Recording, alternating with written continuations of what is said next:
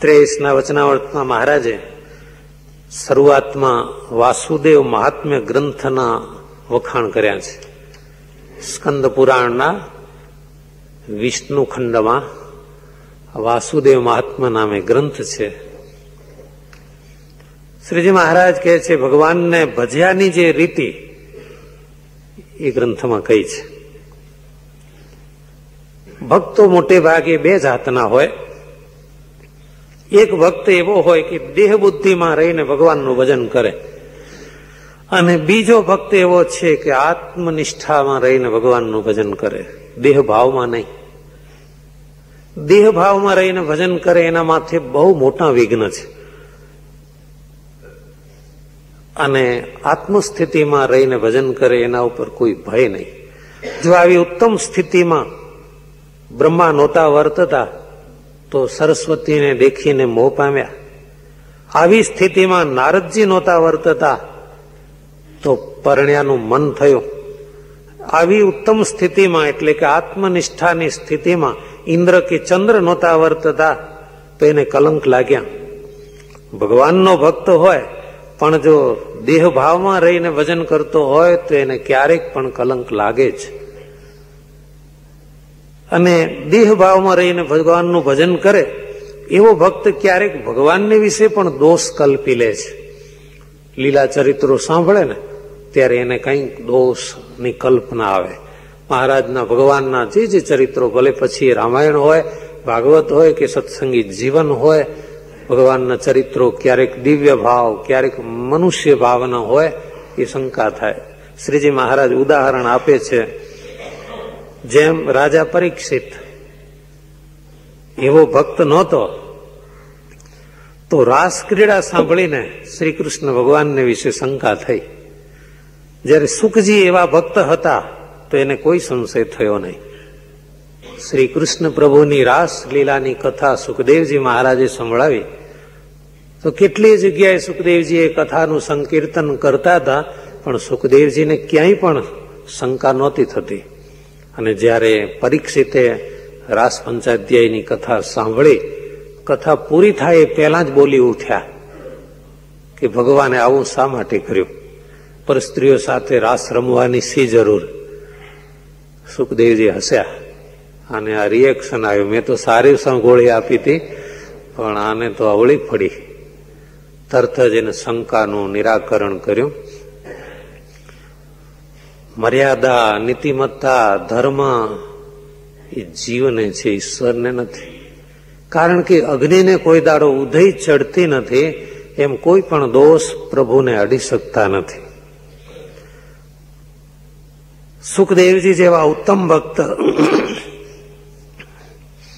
એ તો એમ વિચારે કે જેના ભજને કરીને હું આવો થયો છું તો એ ભગવાન એને કોઈ દોષ અડી ન શકે. સદા દિવ્ય મંગળ મૂર્તિ છે.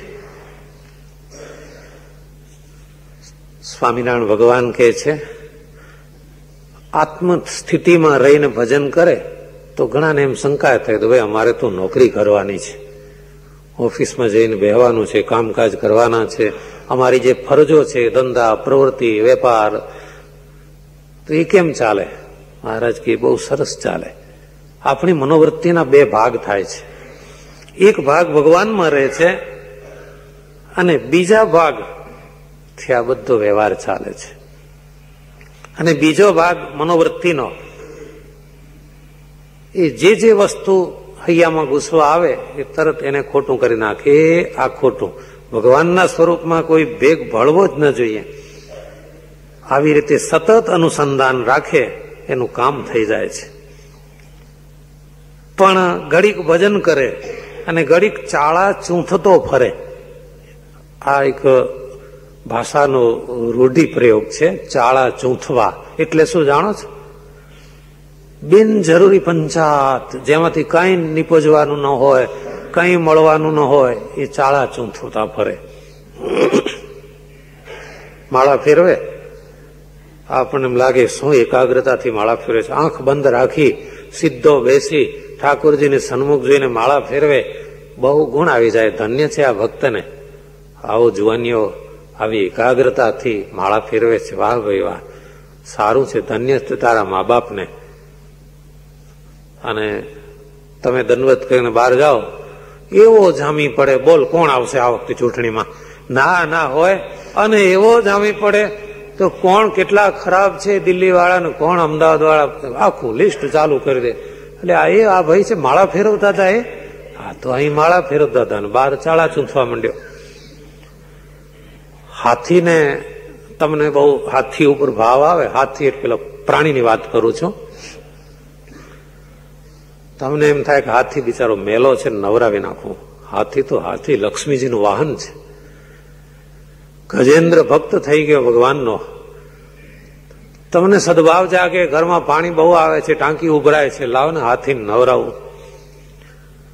હાથીને નવરાવવાના શુભ આશયથી તમે હાબુ લાવ્યા. એક હાબુ તો એની ઊંઢમાં જ વપરાઈ ગયો. પછી તાત્કાલિક અડધો ડઝન લઈ આવ્યા, મોંઘા ભાવના. અડધો ડઝન સાબુ ઘસીને બધો ધોઈ ધફોઈ. હાથીએ ડાયો શાંતિથી ઉભો રહેલો, જરાય હલે ન ચલે. એને એમ કે આ પરોપકારી જીવ હારો મળી ગયો છે. સાબુ ઘસી અને ધોઈ ધફોઈને ચોખ્ખો કર્યો. અને મનમાં સંતોષ થયો, હા હવે કેવો સારો દેખાય છે હાથીને એમ થયું કામ પતી ગયું, સ્નાન વિધિ એટલે ચાલતો થયો.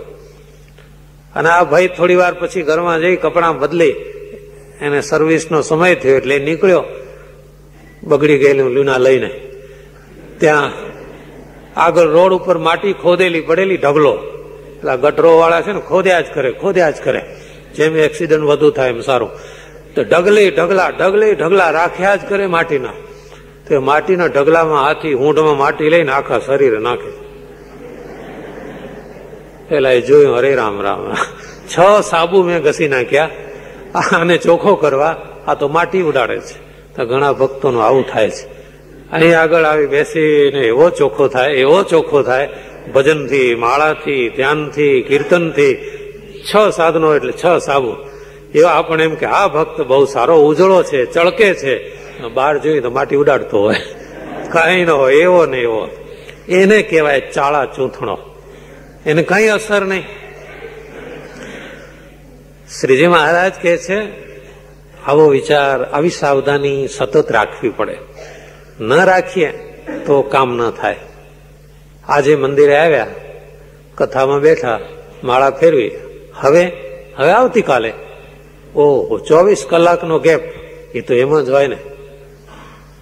તો એના માટે મહારાજ કહે છે પાણીનો ગળો ભરી એક ઠેકાણે ઢોળી આવીએ, પછી વળી બીજા દિવસે કે ત્રીજા દિવસે તે ઠેકાણે પાણીનો ગળો ઢોળીએ. તેણે કરીને ત્યાં પાણીનો ધરો ભરાય નહીં, કાંજે આગલા દિવસનું જળ આગલે દિવસે સુકાઈ જાય અને પાછલા દિવસનું જળ પાછલે દિવસે સુકાઈ જાય.